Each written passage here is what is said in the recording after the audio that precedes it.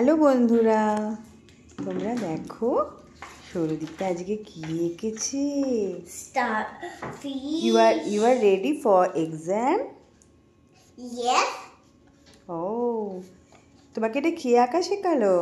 এটা আমার ম্যাম শিখিয়েছে, ড্রয়িং ম্যাম। তুমি পারবে তো নিজে নিজে করতে? আলবাত। ওকে, ভেরি নাইস। আর একটা কি এঁকেছো দেখি, এটা কি আছে? Dolphin. Dolphin, wow, this is also good.